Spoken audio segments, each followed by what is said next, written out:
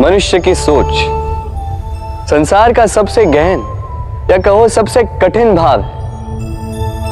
कब क्या होने के पश्चात ये मन क्या सोच बैठेगा, ये कहना असंभव है। और यही सोच कई बार हमारे मन में हीन की भावना ले आती है। हम सदा हमसे ऊपर की श्रेणी के व्यक्तियों को देखते हैं, उनके जीवन का विश्लेषण करते हैं और फिर स्वयं को हीन समझ लेते हैं। इसके पास इतना धन है, इसके पास कितना बल है, और मेरे पास कुछ भी नहीं। मैं कितना हीन व्यक्ति हूं, संसार के लिए मैं कुछ भी नहीं। होता है ना ऐसा, किंतु ऐसा नहीं है। आपके पास भी बहुत कुछ है, पलट के देखिए।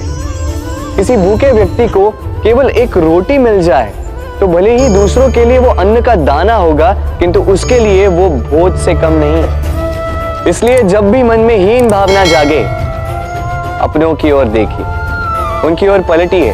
आपको विश्वास हो जाएगा कि भले ही आप ये मानते हो कि इस संसार के लिए आप कुछ नहीं है, कुछ लोगों के लिए आप संपूर्ण संसार है। तो जो आपका संसार है उसमें प्रसन्न रहना सीखिए। राधे राधे।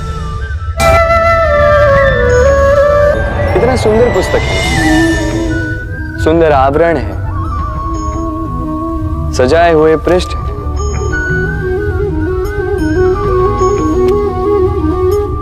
किंतु क्या ये सत्य में अद्भुत पुस्तक कहलाने की पात्र है?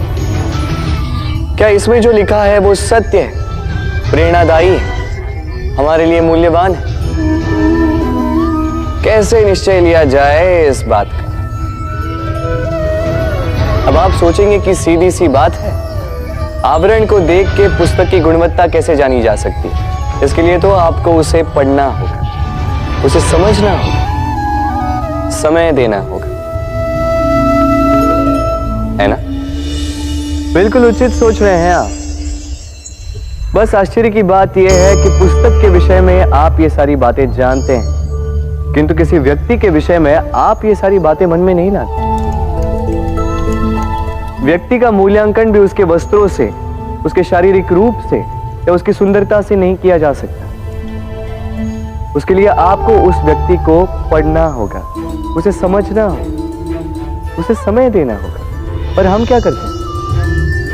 पहनावे, रंग, सुंदरता को देखकर आकर्षित हो जाते हैं, उसे प्रेम समझ बैठते हैं, और आए दिन कोई ना कोई ये कहते सुनाई देता है कि उसकी प्रेम कहानी सफल नहीं हो पाई, उसे छल मिला।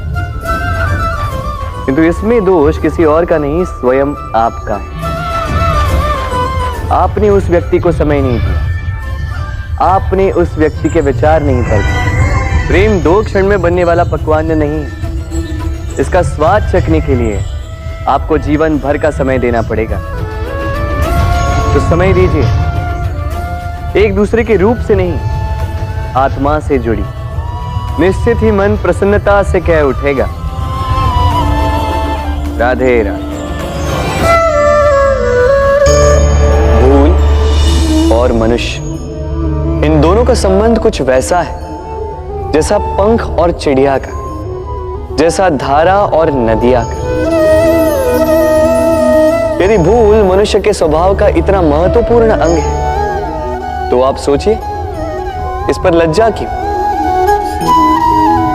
इस पर लज्जा करना ठीक है ही नहीं। वैसे देखा जाए तो भूल हमें स्वयं को और श्रेष्ठ बनाने का अवसर देती है, पहले से अच्छा प्रदर्शन करने की प्रेरणा देती है। अब कदाचित आप में से कुछ इस बात से सहमत नहीं हो, क्योंकि बहुतों की दृष्टि में भूल दोष को जन्म देती है, दोष अपराध को, और अपराध के लिए क्षमा नहीं, दंड मिलना चाहिए। किंतु क्या आपने कभी सोचा है कि ऐसा क्यों होता है? क्या कारण है इसका? इसका कारण है भूल स्वीकार करने से बचना। यदि आप कोई भूल करोगे और उसे स्वीकारोगे नहीं तो वो भूल दोष में बदल जाएगी, और वो दोष अपराध। तो साहस रखिए, अपनी भूल को स्वीकार करना अपनी भूल को सुधारने की दिशा में सबसे पहला कदम होता है। और स्मरण रखिएगा, यदि कुछ अपराध है तो वो है समय पे अपनी भूल ना स्वीकार। राधे राधे। मनुष्य का स्वभाव है कमाना, संग्रह करना, फिर चाहे वो धन हो, नाते, संबंध हो या हो प्रसन्नता। परंतु क्या आपने कभी सोचा है नियति ने यह संग्रह करने की प्रकृति मनुष्य में क्यों डाली? एक बीज से पौधा पनपता है, उसके भोजन से फल संग्रहित होता है। क्यों? इसलिए ताकि वृक्ष उसे स्वयं खा सके? नहीं, बल्कि इसलिए ताकि वो भूखे जीवों में बांट सके। अब आप पूछेंगे कि इसमें वृक्ष का क्या लाभ? लाभ है, क्योंकि जो बांटता है वो मिटता नहीं। जो फल ये जीव खाते हैं वो उसके बीजों को वातावरण में बिखेर देते हैं, जिससे जन्म लेते हैं नए वृक्ष। उसकी जाति, उसका गुण, उसकी मिठास अमर हो जाती है। इसलिए स्मरण रखिएगा, अमीर होने के लिए एक एक क्षण संग्रह करना पड़ता है, किंतु अमर बनने के लिए एक एक कण बांटना पड़ता है। राधे राधे। प्रेम, प्रेम विधाता की सबसे सुंदर कृति, परंतु हर कृति को संभालना पड़ता है। अब इसी मूर्ति को देख लीजिए। जब कलाकार ने इसे रचा तब ये बहुत सुंदर थी, परंतु इसके पश्चात इसे संभाला नहीं गया। इसके स्वामी ने इसके देखभाल का कर्तव्य ठीक से नहीं निभाया और अब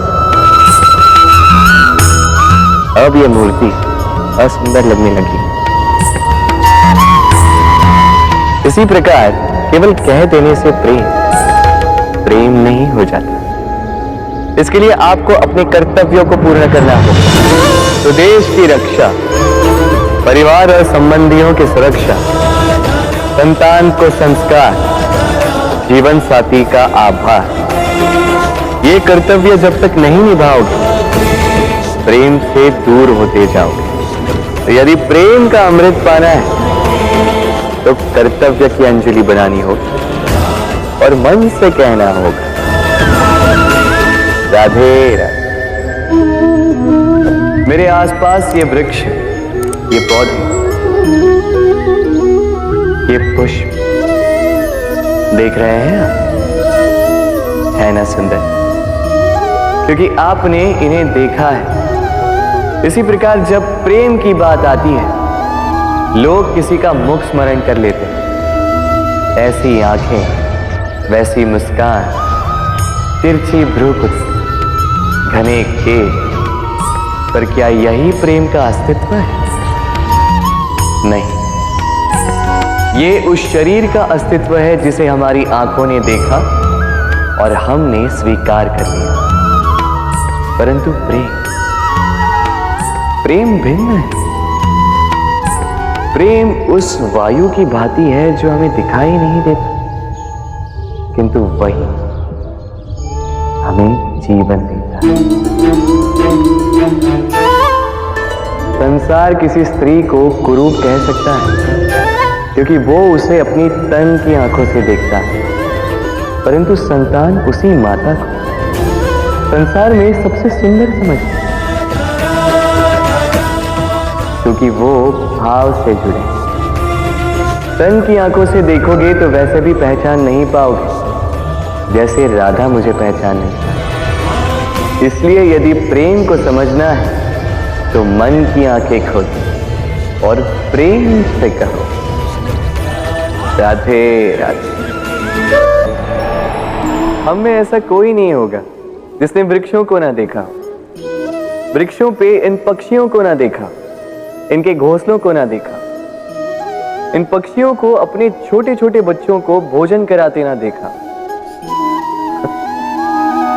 संसार का सबसे ममत्व वाला दृश्य होता है।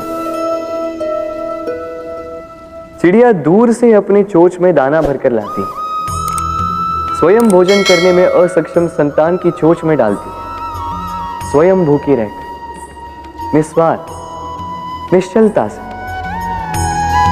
और जब संतान के पंख निकल आते हैं, वो उसे उड़ना सिखाती और उसके पश्चात उसे स्वतंत्र कर देती है अपना जीवन जीने के लिए, इस आकाश में उड़ान भरने के लिए। और हम मनुष्य क्या करते हैं? जिस संतान को हम पंछी की भांति पालते हैं, उसके पंख निकलते ही हम उसे बांध देते हैं, ये सोच के कि कहीं वो दूर उड़कर न चली जाए। ऐसा नहीं कि इस स्थिति में माता पिता को संतान से प्रेम नहीं है, अवश्य, किंतु इसमें प्रेम पर मोह भारी पड़ जाता है, जो स्वयं अपने और संतान के भविष्य के बीच में बाधा बन जाता है। हम ये भूल जाते हैं कि हम केवल जन्मदाता है, भाग्य विधाता नहीं। तो जब प्रेम में मोह आ जाए तो वो प्रेम नहीं, स्वार्थ बन जाता है। इसलिए प्रेम को पास रखिए और मोह को दूर, क्योंकि जिससे प्रेम करते हैं उसका विकास नहीं रोका करते। राधे राधे।